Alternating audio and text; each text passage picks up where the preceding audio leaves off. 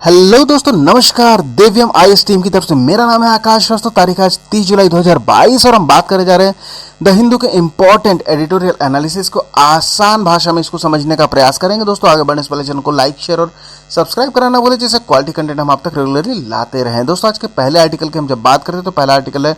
Tumbling skeleton. Basically ये जो पूरा आर्टिकल है, अभी जो पश्चिम बंगाल में घोटाला हुआ है उसके इर्द गिर्द पूरा आर्टिकल ये घूम रहा है। पार्थ चटर्जी जो टीएमसी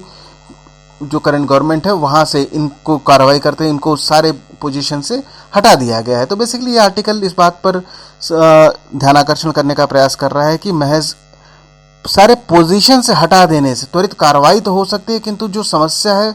उसका जो जड़ है उस पर अभी तक कोई कार्य नहीं किया गया। समस्या बेसिकली है करप्शन की। और करप्शन से क्या होता है? करप्शन से बेसिकली इससे पहले 2016 की अगर हम बात करते हैं तो नारदा टेप और शारदा चिट फंड स्कैम वहां पर ऑलरेडी हो चुके हैं, और अभी Paschim Bangal school service commission scam हो चुका है। दोस्तों, बात यह हो रही है कि जो भी डिजर्विंग कैंडिडेट होते हैं वो करप्शन के माध्यम से वो साइडलाइन हो जाते हैं, और ऐसे लोग जिनके पास धन बल शक्ति, इसके आधार पर वो जहां जिस पोजीशन पे उनको वो वहां पर पहुंच जाते हैं डिजर्विंग कैंडिडेट को साइड करते हुए। बेसिकली इससे ये भी होता है कि जो बड़ी आबादी होती है, बड़ी आबादी, उसका जो गवर्नमेंट होता है उस पर से भी जब ऐसे स्कैम सामने आते हैं तो विश्वास घटने लगता है। तो बेसिकली ये पूरा आर्टिकल इस बात पर ध्यानाकर्षण करने का प्रयास कर रहा है कि पिछले 2 बार ये टीएमसी सरकार ने रिपीट कर लिया, और यदि ये फिर से सत्ता में आना चाहती है आगे भी, तो सत्ता में आने की वजह से भी और समाज में ऐसी चीजें न होने पाए, इसके लिए भी जो करप्शन है उस पर लगाम लगाने की जरूरत है, और कार्रवाई त्वरित रूप से लोगों को वहां से पार्टी के पोर्टफोलियो से हटा देना, ये एक कार्रवाई हो सकती है। इसके अलावा जो मेन जो समस्या की जड़ है उस पर ध्यान देना होगा। नेक्स्ट आर्टिकल की हम जब बात कर रहे हैं तो ये जो पूरा आर्टिकल है ये प्रोटेक्शन करने की बात कर रहा है जो विसल ब्लोअर्स होते हैं उनके लिए। बेसिकली कहा गया है जो राइट टू एक्ट है, राइट टू इन्फॉर्मेशन, माफ कीजिएगा, जो आरटीआई रूल है राइट टू इन्फॉर्मेशन 2005, अगर इसकी हम बात कर रहे हैं तो centre for law and democracy इसने क्लासिफाई किया है इस पर्टिकुलर रूल को दुनिया के जो चुनिंदा टॉप 5 लॉज हैं उनमें से एक किसको बताया गया? राइट टू इन्फॉर्मेशन को। क्यों बताया गया है? इसलिए क्योंकि जो राइट टू इन्फॉर्मेशन है ये एम्पावरमेंट करती है, जो पीपल्स हैं उनको एम्पावर करती है, जिससे कि उनका जो पार्टिसिपेशन होता है वो पॉलिसी मेकिंग में, जो नीति निर्माता होते हैं, जो नीति निर्माण होता है उसमें लोग अपनी सहभागिता बढ़ा सकें। इसमें आरटीआई रूल काफ़ी हेल्प करता है। इसके साथ में क्या होता है कि जो पार्टिसिपेटरी डेमोक्रेसी की हम बात करते हैं, ऐसा लोकतंत्र जहां पर लोगों की सहभागिता जो प्रोएक्टिव हो, जो सुचारू, जो स्वतंत्र रूप से लोग पॉलिसी मेकिंग में, नीति निर्माण में अपना जो रोल है उसको प्ले कर सके, उसमें आरटीआई काफ़ी बड़ा रोल जो है वो प्ले करता है। बेसिकली इसके साथ में आरटीआई ये भी करता है कि जो भी अथॉरिटीज़ होती हैं, जो भी रिलीवेंट अथॉरिटीज़ होती हैं, उस पर ये उत्तरदायित्व, उनकी जो अथॉरिटीज़ होती हैं उनका अकाउंटेबिलिटी, उत्तरदायित्व उनका सुनिश्चित करते हैं। साथ ही साथ में ट्रांसपेरेंसी को भी कायम करने में आरटीआई रूल काफ़ी ज़्यादा इंपॉर्टेंट हो जाता है।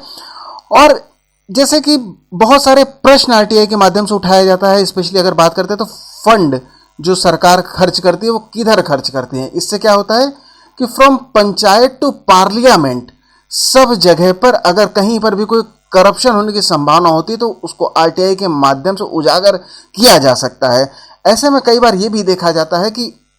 ऐसे व्यक्ति जो आरटीआई रूल का इस्तेमाल करके ऐसे करप्शन को सामने लाते हैं, उनके जो जान है उस पर काफ़ी खतरा होता है। और ये देखा भी गया है कि मोर देन 100 एक्टिविस्ट 2005 से अभी तक अगर हम बात करें, 2005 जब से रूल आया है उसके बाद से अभी तक 100+ जो एक्टिविस्ट हैं उनकी मृत्यु इसी वजह से सिर्फ हो गई क्योंकि वो जनहित में कार्य करते हुए सूचनाओं को सार्वजनिक पटल पर लेकर आते हैं। इसमें आर्टिकल में और आगे बात ऐसी भी कही जा रही है कि जैसे राजस्थान और कर्नाटका का एग्जाम्पल दिया जा रहा है कि वहां पर proactive disclosure of information, proactive disclosure of information, उनके जो वहाँ पर जो वेबसाइट्स होती हैं, जो पोर्टफोलियो होते हैं गवर्नमेंट के, वहाँ पर प्रोएक्टिव डिस्क्लोजर किया जाता है, जिससे कि ज़्यादा से ज़्यादा जो सूचनाएं हैं संबंधित, जो भी वहाँ पर निर्माण हो रहे हैं, जो गवर्नमेंट की तरफ से पॉलिसीज चलाई जा रही हैं, इस फंड का कैसा यूटिलाइजेशन हो रहा है, इन सबको जो सार्वजनिक मंच है उस पर ट्रांसपेरेंसी के साथ में ला दिया जाए, जिससे कि जो लोगों के बीच में पारदर्शिता और गवर्नमेंट के प्रति जो विश्वसनीयता है उसको बढ़ाया जा सके। साथ में आर्टिकल में ये भी बात कही जा रही है कि जो स्टेट इंफॉर्मेशन कमीशन जो होता है, जो स्टेट इंफॉर्मेशन कमीशन, उनको ये करना चाहिए कि मान लीजिए कि किसी जो एक्टिविस्ट हैं उस पर किसी कारण से किसी इंफॉर्मेशन की वजह से अटैक होता है या कोई अप्रिय घटना उनके साथ होती है, उसके बावजूद भी तब जो स्टेट इंफॉर्मेशन कमीशन है इनको प्रोएक्टिव रोल अदा करते हुए जो संबंधित जो भी जानकारी है, जो भी ऐसी जानकारी जिसको सार्वजनिक पटल पर लाना चाहिए, उसके लिए इनको निर्देश दे देना चाहिए कि जो भी संबंधित अथॉरिटीज होती हैं वो जो रिलेवेंट इंफॉर्मेशन है उसको डिस्क्लोज करें, जिससे कि जो एक्टिविस्ट हैं उन पर खतरा कम हो सके। इसका भी सुनिश्चित गवर्नमेंट की तरफ से और जो रिलेवेंट स्टेट अथॉरिटीज़ हैं उनकी तरफ से ऐसे प्रावधान करने चाहिए। साथ ही साथ में जो भी रिलेवेंट इंफॉर्मेशन है उनको प्रोएक्टिवली और रेगुलरली जो गवर्नमेंट है उनके जितने भी साइट्स होते हैं संबंधित, उसके ऊपर अपडेट और रेगुलरली लाते रहना चाहिए। नेक्स्ट आर्टिकल की हम बात करें तो दोस्तों नेक्स्ट आर्टिकल बात कर रहा है ट्यूनेशिया में अभी जो बदलाव हो रहा है, जो वहाँ पे वर्तमान जो राष्ट्रपति हैं मिस्टर सईद, उनके अंडर में जो कई सईद जी हैं उनके अंडर में क्या हो रहा है कि अभी कुछ समय पहले काफ़ी जो चर्चा में था, क्या चर्चा आई थी, ट्यूनेशिया से एक जो अरब स्प्रिंग, ये क्रांति काफ़ी चर्चा में रही थी और इसका जन्म जहाँ से होता है वन ऑफ द कंट्री उसमें ट्यूनेशिया भी रहता है। वहाँ पे क्या साइलेंटली ऐसा देखा गया कि जो अथॉरिटेरियन जो रिजिम रहती है, जो भी तानाशाही रहती है, उसको वहाँ से शांतिपूर्वक तरीके से हटाते हुए लोकतंत्र की बहाली होती है, पार्लियामेंट्री डेमोक्रेसी की बहाली होती है। अब इसमें क्या होता है कि बेसिकली ये जो कार्य होता है, जो अरब स्प्रिंग रहता है, ये पूरा वेस्ट एशिया और नॉर्थ अफ्रीका उधर पूरा कई कंट्रीज में ये फैलता है, कई जगह पर देखा जाता है। बट अभी क्या देखा जा रहा है, under the regime of Kais Saied, ये इनके प्रेसिडेंशियलशिप में ये देखा जा रहा है कि अभी कुछ ही समय हुआ इस जो पार्लियामेंट्री एक्सपेरिमेंट को होते हुए, पर इन्होंने सईद जो साहब हैं, इन्होंने अभी क्या था, वहां पर इकोनॉमिक क्राइसिस हुआ और साथ ही साथ में कोविड महामारी, पूरी दुनिया में इसका इफेक्ट देखा गया, ट्यूनेशिया में भी देखा गया। इसमें मौके का फायदा उठाते हुए इन्होंने सब चीज का जो ठीक रहा था वो फोड़ दिया कि भाई सब इसमें जो जिम्मेदारी है जो सबसे ज्यादा है, जो पुरानी जो हमारे कार्य करने का जो तरीका था, जहां पर अथॉरिटेरियन जो शक्ति का संकेंद्रण होता था, अभी शक्ति का विकेंद्रीकरण हो चुका है, जिसकी वजह से जो डिसीजन मेकिंग प्रोसेस है वो काफ़ी स्लो हो चुका है और भी बहुत सारी फ्लॉज हो चुके हैं। जो डिफरेंट पार्टीज हैं वो आपस में लड़ाई कर रहे हैं, जिससे कि जो कंट्री है वो पीछे जा रही है। ऐसी बातें करते हुए उन्होंने वो जो वहाँ के कॉमन पीपल हैं उन पे एक तरीके से अभी जो नया कॉन्स्टिट्यूशन लाने की बात हो रही है, वहाँ पे लगभग 94% से ज़्यादा जो वोटर है इस बात के पक्ष में आ चुके हैं कि जो अभी जो डेमोक्रेटिक जो गवर्नमेंट वहाँ पर हो रही है उसकी जगह पर जो शक्ति का संकेंद्रण करके एक तरीके से जो तानाशाही रिजिम वहाँ पर था उसको वापस बहाल कर देना चाहिए। और अभी प्रेजेंट टाइम में जो इलेक्टेड गवर्नमेंट थी उसको पिछले साल मिस्टर सईद ने उसको भी सैक कर दिया, गवर्नमेंट को वहाँ से हटा दिया है, वहाँ की पार्लियामेंट भंग हो चुकी है और जल्द ही, क्योंकि लोगों का समर्थन काफ़ी बड़े हद तक प्राप्त हो रहा है, लगभग 90% से ऊपर वोटर चाह रहे हैं कि पुरानी जो व्यवस्था थी उसका पुनर्बहाली किया जा सके। इसलिए बहुत जल्द एक कॉन्स्टिट्यूशनल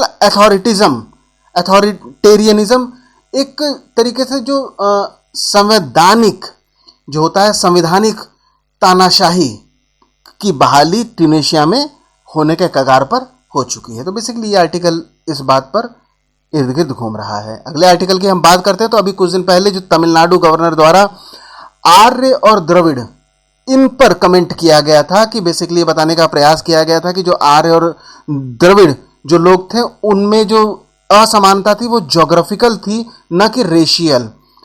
और एक तरीके से ये कहने का प्रयास किया गया था गवर्नर के द्वारा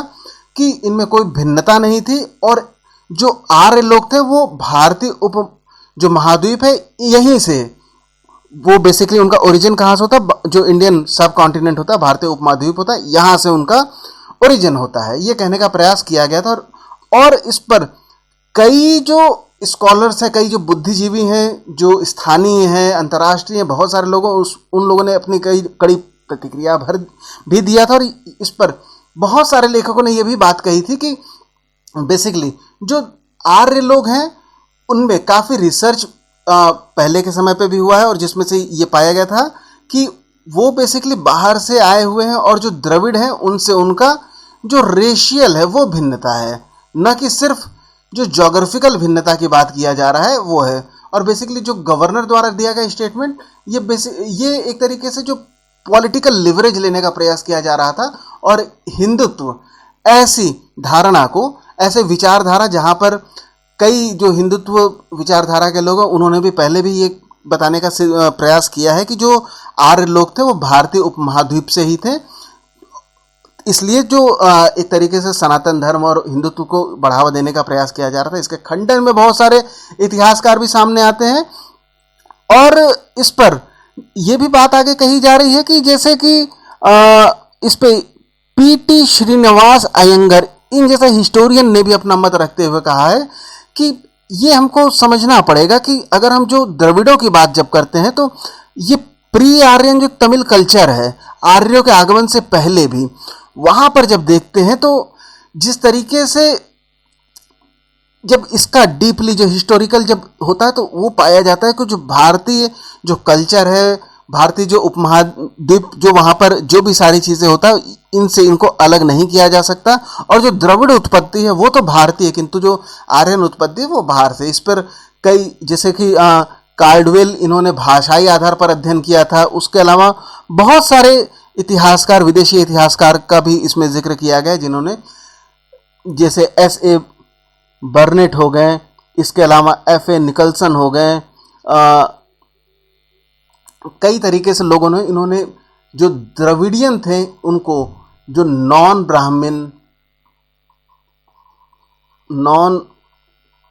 ब्राह्मण कल्चर के रूप में इनको देखने का प्रयास किया था। और बेसिकली ये जो पूरा आर्टिकल है ये इसी के इर्द गिर्द घूम रहा है। जो अभी रिसेंट कंट्रोवर्सी तमिलनाडु में पैदा हुई है उसके प्रतिक्रिया में लोग अपने अपने मत आर्य और द्रविड़ इनके डिवाइडेशन पे रख रहे हैं। दोस्तों आज के हिंदू के आर्टिकल में इतना ही। वीडियो अगर पसंद आया हो तो चैनल को लाइक शेयर और सब्सक्राइब करना ना भूलें। अंत तक बने रहने के लिए धन्यवाद।